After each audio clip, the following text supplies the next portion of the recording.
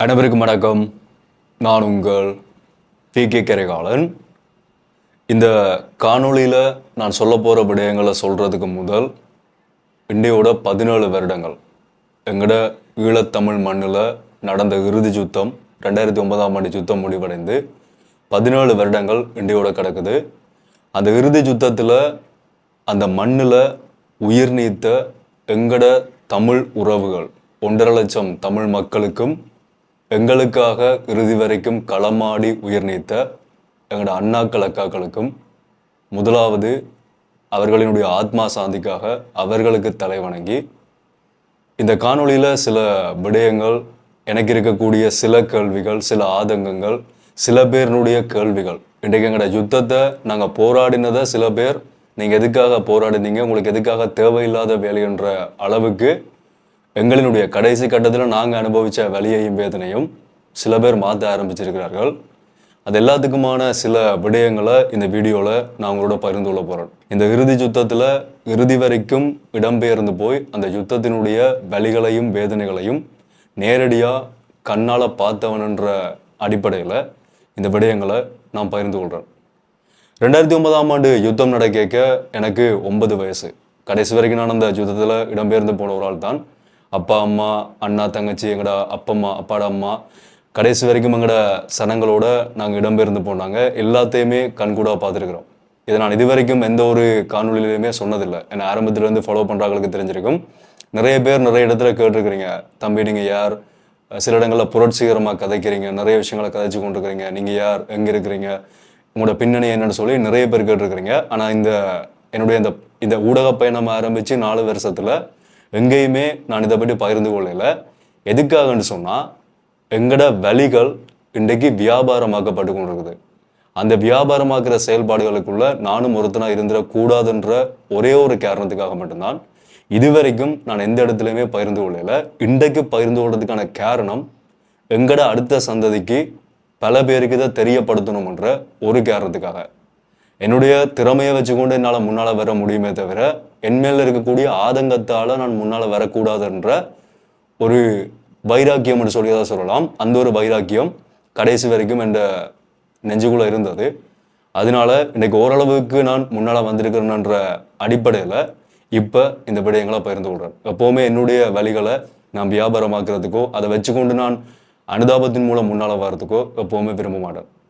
கடைசி வரைக்கும் யுத்தத்தில் இடம்பெயர்ந்து போய் நாங்கள் கண்ட வலிகளும் வேதனைகளும், அது எத்தனை படம் எடுத்தாலும் சரி, எத்தனை டாக்குமெண்ட்ரி படங்கள் எடுத்தாலும் சரி, அதை தத்துரூபமாக யாராலையுமே காட்ட முடியாது. அந்த வலிகளை யாராலையுமே அப்படியே காட்டி அதை மக்களுக்கு உணர்த்த முடியாது. அவ்வளவு ரணங்களை நாங்கள் நேரடியாக பார்த்துருக்குறோம்.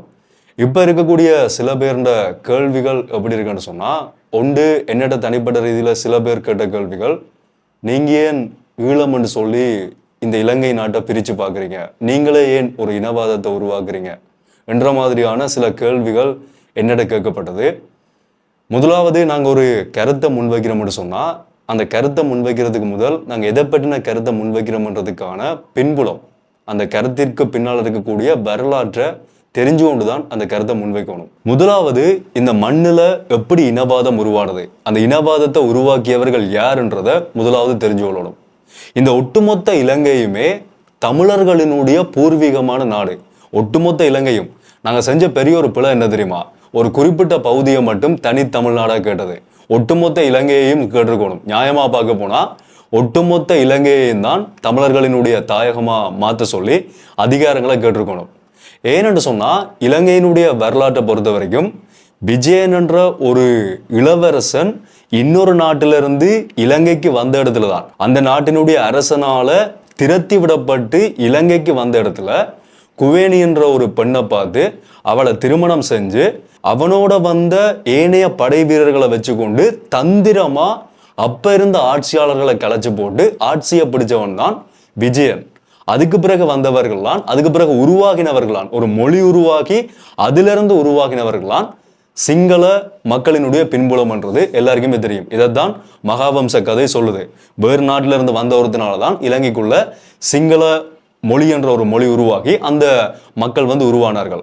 அப்படி பார்க்க போனா அந்த உள்ளுக்குள்ள இருந்த குவேணி என்ற பெண் யார், அதுக்கு முதல் அங்க யார் இருந்தார்கள், யாரினுடைய கட்டமைப்பு அங்க இருந்தது, யார் அந்த நாட்டை ஆட்சி செய்து கொண்டிருந்தார்கள், இதுக்கான பதில் தமிழ் மக்கள்.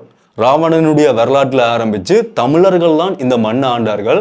தமிழர்களுக்கு இருக்கக்கூடிய பெரிய ஒரு பலையினம் நாங்கள் தொடர்ச்சியாக வீழ்த்தப்படுறதுக்கான ஒரே காரணம் துரோகம். அதே துரோகத்தால் தான் அந்த விஜயமன்னன் அவன் ஒரு இளவரசன் என்றபடியா அவன் ஆட்சியை கைப்பற்றி அதுக்கு பிறகு சிங்கள மக்கள் வந்து உருவானார்கள். அதுக்கு பிறகு வெள்ளைக்காரன் நாட்டுக்குள்ள வந்து வெள்ளைக்காரன் கையில நாடு கைப்பற்றப்பட்டு ஆட்சி செய்து அவன் விட்டுட்டு போகும்போது இந்த நாட்டை ஜனாதிபதி முறைமையின் கீழே கொண்டு வரைக்க அப்ப இருந்த ஜனாதிபதி ஆட்சி செய்தவர்கள் இருக்கார்களானே அவர்கள் தான் இந்த நாட்டுக்குள்ள சிறுபான்மையா கருதப்பட்ட எங்கட தமிழ் மக்களை அழிக்கோணும் மட்டும் முடிவு செய்கிறார்கள். அது வரைக்கும் எந்த ஒரு பிரச்சனையுமே இல்லாம போனது. வெள்ளைக்காரண்ட காலத்துல கூட அவ்வளவுக்கு பிரச்சனை இல்லை. அவர்கள் தான் அழிக்கோணும் மட்டும் முடிவு பண்ணி நீங்க வரலாறுகள் எடுத்து பார்த்தீங்கன்னா தெரியும். அப்ப இருந்த ஆட்சியாளர்கள் தமிழர்கள தோல்ல செருப்பு தச்சு போடுறதுக்கு ஆசைப்படுறேன்னு சொன்ன இந்த நாட்டை ஆட்சி செய்த தலைவர்கள் எல்லாம் இந்த நாட்டினுடைய கடந்த காலங்களில் இருந்திருக்கிறார்கள். அப்பேற்பட்ட இனவாதம் வந்து அவர்களுடைய காலத்தில் இருந்தது. அப்படி அந்த நேரத்தில் அழிக்கோணம் மன்றத்துக்காக அவர்கள் அழிக்க ஆரம்பிக்கும் போது அப்ப ஒடுக்கப்பட்ட தமிழ் மக்கள் தான் உயிர் வாழ்றதுக்காக, வேற எதுக்காகவும் இல்லை, ஆயுதமேந்தி போராடுறதுக்காக இல்லை, உயிரோட நாங்க வாழணும்ன்றதுக்காக அந்த பெரிய பேரினவாத அரசை எதிர்த்து போராட ஆரம்பிக்கிறார்கள். போராட ஆரம்பிச்சு எங்களுக்கான உரிமையோட சுதந்திரமா இந்த நாட்டுல இதே நாட்டுக்குள்ள நாங்களும் ஒரு இனமா வாழணும்ன்ற ஒரே காரணத்தோடு தான் அப்பதான் தமிழ் மக்கள் போராட ஆரம்பிக்கிறார்கள். நல்லா பாருங்க, இனவாதத்தை உருவாக்கினது யாருன்றத இங்க நான் சொல்லிட்டேன். அந்த பேரினவாத அரசு தான் தமிழ் மக்களை கொலை செய்து அழிக்கணும் என்ற நோக்கத்துல இனவாதத்தை உருவாக்கினார்கள். அந்த இனவாதத்துக்கு எதிராக போராடினவர்களான் தமிழ் மக்களா இருந்தார்கள். அதுக்கு பிறகு வந்த அடுத்தடுத்த ஆட்சியாளர்களும் இதையே பின்பற்றி கொண்டு வரும்போது பிறகு வந்த எங்கட தமிழ் மக்கள் தான் நாங்க சாதாரணமா போராடி கூக்குரலிட்டு வேலை இல்லை, ஆயுத போராட்டம் தான் இதுக்கான தீர்வுன்னு சொல்லி ஆயுதமேந்தி போராட ஆரம்பிச்சார்கள். அதுக்கு பிறகு வந்த வரலாறுகள் எல்லாம் பெரும்பாலும் எல்லாருக்குமே தெரிஞ்சிருக்கும். ஸோ நான் சொல்ல வந்த விஷயம் என்னன்னு சொன்னா, இனவாதம்ன்றது நாங்க கதைக்கல, நாங்க உருவாக்கல. இதே மண்ணில் எங்களை அடக்கி ஒடுக்கிறதுக்காக பேரினவாத ஆட்சியாளர்கள் உருவாக்கின அந்த இனவாதத்தை தான் நாங்க இன்றைக்கு வரைக்கும் எதிர்த்து கொண்டிருக்கிறோம். எந்த காலத்திலையுமே தமிழ் மக்கள் இனவாதமாவோ இதை பிரிச்சு இவர்களை சிங்களவர்களை வெறுப்பாவோ பார்த்த வரலாறுகள் இலங்கையினுடைய தமிழ் மக்களினுடைய போராட்ட வரலாற்றிலே இல்லை. போராட்டத்தை போராடினவர்கள் கூட சொன்னது சிங்கள மக்களையும் அவர்களுடைய கலாச்சாரத்தையும் மக்கள் எல்லாத்தையுமே மொழி எல்லாத்தையுமே நாங்கள் நேசிக்கிறோம், ஆனா எங்களுக்கான ஒரு சுதந்திரமான தனி நாடு தேவை, உரிமையோட வாழ வேண்டிய ஒரு தனிநாடு தேவைன்றதுதான் எங்களினுடைய போராட்டமா இருந்தது. இதை நான் சுருக்கமா சொல்லியிருக்கிறேன். விரிவா பார்க்க போனா இன்னும் எத்தனையோ கொடூரங்கள் அரங்கேறினதுக்கு பிறகுதான் அந்த ஆயுத போராட்டங்களே ஆரம்பிச்சது. இதை யார் இந்த கேள்வியை கேட்கிறார்கள்னு சொன்னா எங்கட ஈழத்தமிழ் மக்கள் இல்லை. என்னடா ஈழத்தமிழ் மக்கள் எங்களுக்கு எல்லாருக்குமே எங்கட சந்ததிக்கு எல்லாருக்குமே தெரிஞ்சிருக்கும், அடுத்தடுத்து வரக்கூடிய சந்ததிக்கும் ஓரளவுக்கு அவங்களோட அப்பா அம்மா சொல்லி கொடுத்துருப்பினோம். இந்தியாவில் இருக்கக்கூடிய தமிழ்நாட்டு தமிழர்கள்ல நிறைய பேருக்கு இந்த கேள்விகள் இருக்குது. அதே மாதிரி தமிழ்நாட்டில இருந்து கடந்து வாழக்கூடிய ஏனைய நாடுகளில் வாழக்கூடியவர்களுக்கும் அந்த கேள்வி இருக்குது. அதுல உண்டு அவர்களுடைய அறியாமை. அதை நாங்க குறை சொல்ல முடியாது. ஏனென்றா அப்ப இருந்த ஆட்சியாளர்கள் நாங்க தொப்பல் கொடி உறவுகளா நினைச்சு அவர்களுக்காகவும் ஒரு தனி நாடை உருவாக்குவோம்னு சொல்லிதான் எங்களோட போராட்டம் நடந்தது. ஆனா அவர்கள் அப்படி நினைக்கல. கடைசி வரைக்கும் நாங்க கொத்தா சாகுறதுக்கான காரணமே அப்ப இருந்த ஆட்சியாளர்களான். அது பெரிய ஒரு அழிவுன்றது எல்லாருக்குமே தெரிஞ்சிருக்கும். ஓகே, இது வந்து முதலாவது இருக்கக்கூடிய முக்கியமான ஒரு கேள்வி. ரெண்டாவது கேள்வி இப்போ ஒரு பேசு பொருளா இல்லாட்டி ஒரு நியாயமா முன்வைக்கப்படுறது என்னன்னு பாத்தீங்கன்னா, இந்த யுத்தத்தை நீங்க எதுக்காக திரும்ப திரும்ப ஞாபகப்படுத்தி கொண்டிருக்கிறீங்க? நல்லா கேட்டுக்கொள்ளுங்க. இந்த யுத்தத்தை நீங்க எதுக்காக திரும்ப திரும்ப ஞாபகப்படுத்துறீங்க? ரெண்டு பக்கமும் தானே சமனான இழப்பு. அவர்களினுடைய பக்கத்திலையும் இழப்பு இருக்குது, உங்களோட பக்கத்திலையும் இழப்பு இருக்குது. ரெண்டு பக்கமும் நீங்க ரத்தம் செஞ்சிருக்கிறீங்க. பிறகு எதுக்காக நீங்க திரும்ப திரும்ப இதை ஞாபகப்படுத்தி கொண்டே இருக்கிறீங்க? ஒரு காயத்தை கிண்டி விடுற மாதிரி திரும்ப திரும்ப எதுக்காக அதை ஆற விடாம கிண்டி கொண்டு இருக்கிறீங்க? எப்படி நீங்க ரெண்டு பக்கமும் சமனான இழப்பு ஏற்பட்டிருக்குது, இதை நீங்க மறந்துடுங்கன்னு சொல்லி எப்படி உங்களால சொல்லலாம்? நியாயமான ஒரு கேள்வியை நான் கேட்கிறேன். இலங்கையினுடைய அரசுக்கும் அங்க இருந்த இராணுவத்துக்கும் விடுதலை புலிகள் அமைப்புக்கும் இடையில தான் போர் நடந்தது. இது எல்லாருக்குமே தெரியும். அந்த போர்ல 1.5 லட்சம் தமிழ் மக்கள் என்ன செஞ்சார்கள்? எதுக்காக தமிழ் மக்கள் கொல்லப்பட்டார்கள்? நீங்க சொல்றத பார்த்தா நீங்க என்ன சொல்றீங்க? ரெண்டு பக்கமுமே சமனான இழப்பு இருக்குது, இதை நீங்க மறந்துடுங்கன்னு சொல்றீங்க. உங்களோட நியாயத்தின்படி பார்க்க போனா விடுதலை புலிகள் அமைப்பு இருந்த அந்த 40,000 ராணுவ வீரர்கள் இறந்திருக்கணும், இலங்கையினுடைய ராணுவத்தை சேர்ந்த ராணுவ வீரர்கள் இறந்து போயிருக்கணும். ரெண்டு பக்கமும் இந்த மாதிரி இறந்து போயிருந்தா இது சமனா முடிஞ்சிருக்கும் நீங்க சொல்ற மாதிரி. ஆனா 1.5 லட்சம் தமிழ் மக்கள் நாங்க என்ன பிள்ளை செஞ்சாங்க? அந்த சின்ன சின்ன பிள்ளைகள் என்ன பிள்ளை செஞ்சது, கர்ப்பிணி தாய்மார் என்ன செஞ்சார்கள், வயது போனவர்கள் என்ன செஞ்சார்கள், பெண் பிள்ளைகள், இளம் எங்கட அக்காக்கள் அண்ணாக்கள் என்ன செஞ்சார்கள், எத்தனை பேரை கொன்று குவிச்சார்கள். அது எப்படி சமனா மாறும்? இது கடைசி வரைக்கும் முன்வைக்க அடிப்படையிலேயே இந்த கருத்தை முன்வைக்க முடியாது. மறந்துருங்க ரெண்டு பக்கமும் சமனு, நீங்க மறந்துருங்கன்னு சொல்றதை கூட விட்டுடலாம். ரெண்டு பக்கமும் சமன்ன்றத அடிப்படையிலேயே அந்த கருத்தை அங்கேயே தகர்க்கப்பட்டுரும். கடைசி வரைக்கும் ரெண்டு பக்கமான இழப்புகளும் ஒரு நாளும் சமனாகாது.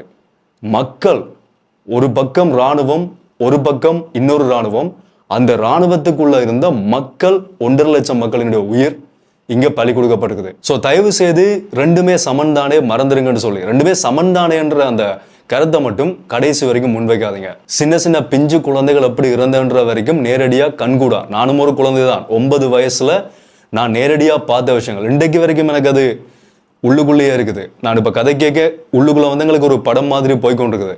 அந்த அந்த மூச்சு, நாங்க சுவாசிச்ச மூச்சு எப்படி இருந்ததுன்னு சொன்னா, கந்தக குண்டுகளோட அந்த மருந்து மனத்தோட இரத்த வாடை கலந்து வந்தா அந்த சுவாசத்தை தான் நாங்கள் சுவாசிச்சினாங்க. உங்களால் யாராலையும் கற்பனை செஞ்சு பார்க்க முடியாது. அந்த இடத்துல இல்லாதவர்களால் கற்பனை செஞ்சு பார்க்க முடியாத கொடூரங்களை தான் நாங்கள் கடந்து வந்தாங்க. எங்களுக்கு தெரியும் நாங்கள் கண்ணுக்கு முன்னால் என்ன பார்த்துனாங்கன்றது. அதை பார்த்துட்டு இப்படியான கருத்துக்களை இன்றைக்கு நாங்கள் பார்க்க எங்களுக்கு எவ்வளவு உள்ளுக்குள்ள கொதிக்கும் மட்டும் ஜோதிச்சு பாருங்க. அது எல்லாத்தையுமே நினைவுபடுத்தி பார்க்க எவ்வளவுக்கு கொதிக்கும். நான் மட்டும் இல்லை, அந்த இடத்துல இருந்து கடந்து எஞ்சிய நடைபணங்களா அகதிகளா கடந்து வந்த அத்தனை தமிழ் மக்களுக்கும் தெரியும் நாங்கள் பட்ட வலியும் வேதனையும் என்னன்றது. இந்த சொல்வார்களானே பட்டவனுக்கு தான் தெரியுமாண்டு, அந்த மாதிரி அந்த இடத்துல இருந்து அந்த வலியையும் வேதனையும் அனுபவிச்சவங்களுக்கு மட்டும்தான் தெரியும் அது எப்பேற்பட்ட கொடூரம்ன்றது. ஓகே, இப்போ நான் முதலாவது கேள்விக்கு திரும்பவும் பாருன். இந்த இனவாத பேச்சு இருக்கு தானே, இந்த இனவாதம்ன்றது இன்றைக்கு முழுமையா அடியோட இல்லாம போயிட்டு நினைக்கிறீங்களா? நான் அனுபவிச்சிருக்கிறேன். நான் ஊடக கல்வியை கொழும்புல படிக்க தமிழ் என்ற ஒரே காரணத்துக்காக நான் அனுபவிச்சிருக்கிறேன். அதை நான் முழுமையாக இங்கே சொல்ல விரும்பல. நான் அனுபவிச்சிருக்கிறேன். இன்னும் எத்தனையோ பேர், நீங்கள் மொரட்டுவா பல்கலைக்கழகத்தில் போய் கேட்டாலும் சரி, கொழும்பு பல்கலைக்கழகத்தில் போய் கேட்டாலும் சரி, பேராதனை பல்கலைக்கழகத்தில் போய் கேட்டாலும் சரி, இல்லாட்டி கொழும்புக்கு இன்டர்வியூக்காக போகக்கூடியவர்களை கேட்டாலும் சரி, பயிற்சி பெறுறதுக்காக எங்கட வடமாகாணத்தில் யாழ்ப்பாணம், கிளிநொச்சி, மன்னார், வவுனியா பக்கங்கள்ல இருந்து போகக்கூடிய ஆசிரியர்கள்ட்ட கேட்டாலும் சரி, இவர்கள் சொல்லுவார்கள் இனவாதம் இப்ப வரைக்கும் எப்படி அங்க நடக்குதுன்றத. அவ்வளவு பெரிய அளவுக்கு இல்லை, ஆனா குறிப்பிட்ட அளவுக்கு இன்றைக்கு வரைக்கும் அந்த இனவாதங்கள் ஏதோ ஒரு மூலையில நடந்து கொண்டேதான் இருக்குது. சுதந்திர தேசம்டா என்ன, ஒட்டுமொத்த பேருக்குமே சுதந்திரம், சமமான உரிமைகள் வழங்கப்படணும். ஆனா இன்றைக்கு வரைக்கும் ஒரு ஆலயத்துல போய் வழிபாடு செய்யறதுக்கு வரைக்கும், ஒரு கோயிலை கட்டி கும்புறது வரைக்கும் எவ்வளவு பிரச்சனைகள் நடந்து கொண்டு இருக்குது. இங்க இருக்கிறவர்களுக்கு தெரியும், செய்திகள் எடுத்து பாத்தீங்கன்னா உங்களுக்கு தெரியும் எவ்வளவு பிரச்சனைகள் நடக்குது. நாங்க எல்லாத்தையுமே தொடர்ச்சியா கழிச்சு கொண்டு கேளாது, ஆனா எவ்வளவோ பிரச்சனைகள் தொடர்ச்சியா நடந்து கொண்டுதான் இருக்குது. நான் என்ன சொல்ல வாரணும்டா, இனவாதம்ன்றது நாங்க உருவாக்கவும் இல்லை, நாங்க கதைக்கவும் இல்லை. அது உருவாக்கப்பட்டது, அதுக்கு எதிராக நாங்க போராடி கொண்டிருக்கிறோம். இன்றைக்கு வரைக்கும் போராடி கொண்டிருக்கிறோம். இன்றைக்கு வரைக்கும் நான் அதை அனுபவிச்சிருக்கிறேன். என்ன மாதிரி எனக்கு பிறகு வர போற தம்பி தங்கச்சியார்கள் அனுபவிக்க போறார்கள். அது எத்தனை ஆண்டுக்கு பிறகு காணா போகும்ன்றது தெரியாது. ஏன்டா ஊட்டி வளர்க்கறதுக்கு சில பேர் இருக்கிறார்கள், அந்த ஊட்டி வளர்க்கறதுக்கு உதவி செய்யறதுக்கும் சில தமிழர்கள் இருக்கிறார்கள். நான் சத்தியமா எதிர்பார்க்கல. இந்த ராஜபக்சவனுடைய விமான ஊழல் பற்றி ஒரு வீடியோ போட்டிருந்தேன் தானே கடைசியா, அந்த வீடியோட கமெண்ட்ல, நான் ஃபேஸ்புக்கில் அப்லோட் பண்ண வீடியோட கமெண்ட்ல குறிப்பிட்ட சில தமிழர்கள் வந்து என்னைய திரும்ப கேள்வி கேட்கிறார்கள். இவ்வளவு தெரிஞ்ச நீ கேஸ் போடலாம் தானே, நீ ஏன் ராஜபக்சவை கிண்டி கொண்டிருக்கிற, அவர் இந்த மண்ணுக்கு வந்து சுதந்திரத்தை பற்றி கொடுத்தாரு தானே. இந்த மாதிரி அவர்களினுடைய சார்பான கருத்துக்கள் தமிழர்கள் நிறைய பேர் போஸ்ட் பண்ணி கொண்டிருக்கிறார்கள். எனக்கு பார்க்க பயங்கர அதிர்ச்சியா இருந்தது. இவர்களெல்லாம் எங்க இருந்தார்கள்? சத்தியமான எதிர்பார்க்காத ஒரு விஷயம். எப்பேற்பட்ட மனிதர்களா அவர்கள் இருப்பார்கள். ஓகே, நான் இதை பற்றி இதுக்கு மேல நான் சொல்ல விரும்பல, ஏனடா இது ஆழமா வந்து போகக்கூடிய ஒரு விஷயம். ஆனா எப்படி அவர்களால் முடியுதுன்றது எனக்கு வந்து ஒரு பெரிய ஒரு கேள்வி. உண்மையை சொல்ல போனா இவர்களுக்கெல்லாம் என்ன பிரச்சனை தெரியுமா? நாங்க திரும்ப எழும்பி நிக்கிறோம்ல, ஜோதிச்சு பாருங்க.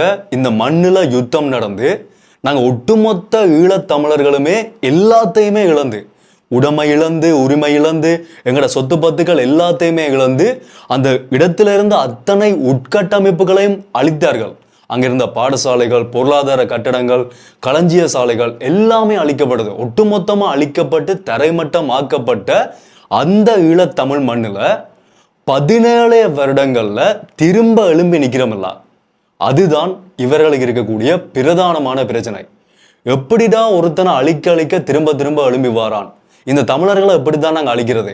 இன்னைக்கு நீங்க போய் பாருங்க, கிளிநொச்சியை போய் பாருங்க, முல்லைத்தீவை போய் பாருங்க, யாழ்ப்பாணம், வவுனியா, யுத்தம் நடந்த பகுதிகளை போய் பாருங்க. அந்த இடம் யுத்தம் நடந்த 17 வருடங்களுக்கு முதல் இவ்வளவு கொத்து குண்டுகள் அடிக்கப்பட்டு தரைமட்டமாக்கப்பட்ட ஒரு இடமா இந்த கிளிநொச்சி, முல்லைத்தீவு, யாழ்ப்பாணம்ன்றதை இப்போ போய் பாருங்க. யாருக்காவது நம்பக்கூடிய மாதிரி இருக்கா? 17 வருஷத்துல திரும்ப எழும்பி வந்தோம். எங்கட தமிழர்கள், இங்க இருந்த எங்கட தமிழர்களினுடைய உழைப்பும் எங்கட புலம்பெயர் தமிழர்களினுடைய ஆதரவும், இது ரெண்டாலையும் நாங்க அவ்வளவு தூரம் இன்றைக்கு மேல வந்திருக்கிறோம். இதே மாதிரி தான் புலம்பெயர் தமிழர்களும் இந்த மண்ணிலிருந்து அகதியா ஏனைய நாடுகளுக்கு போய் மொழி தெரியாத, இனம் தெரியாத, எந்த இடமண்டே தெரியாத, வேலை கூட தெரியாத இடத்துக்கு போய் இன்றைக்கு அந்த நாடுகள்ல பாராளுமன்றம் வரைக்கும் போயிருக்கிறோம்.